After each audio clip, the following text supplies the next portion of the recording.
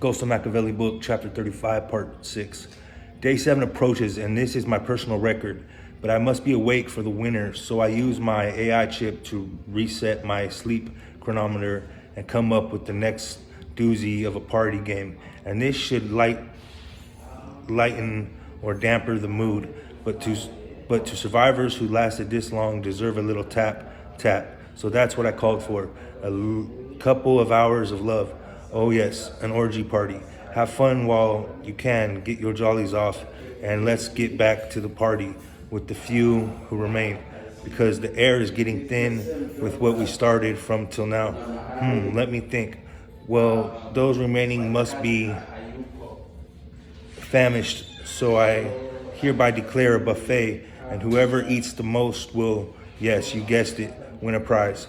I'm thinking a week of vacation.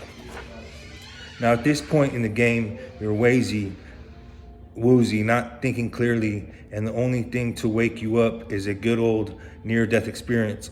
I'll give a little comic relief and say near-death situations are fun because afterwards, if you survive, your family and friends feel lucky. You don't die and take you out for pizza and ice cream. It's a blast. And as a kid and young man, that's the only times I would get everyone together. Maybe subconsciously I get myself into those risque incidents is to get people around me. And yeah, maybe I was a drama king, but I don't, for the most part, things were out of my control, or were they? JK. So to wake them up, I say like Montgomery Burns on Simpsons, and that's release the hounds. Now let me tell you, I would never put any of my men in intentional danger if I could help it. So I made sure they were in an area where they can climb or get to a barrier that separates man from beast. As you can probably assume and piece together, some of my Skante warriors, I mean, at this point, going on 9 days, I don't know what else to call them.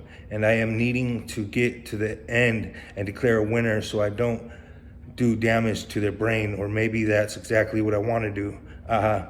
No, it's not. Well, maybe I like freaks and diagnosing problems and attempting to fix their problems, which leads to a very serious problem.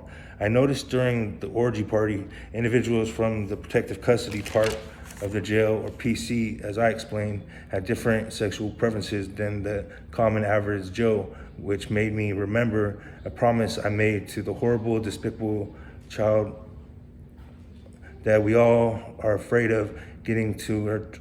I got to thinking why they were and how they got that way. I mean, there had to be a logical, biological explanation, and I could be wrong, but for their benefit, let's say that they found each other, peoples that were abandoned from a species, or irresponsible humans that had, but didn't have the means to take care of them, offspring, so which a natural thing to do, which wouldn't cause any disruption in nature, leaving it to strangers that might cause a disturbance in nature due to chemistry. End of chapter 35, part 6.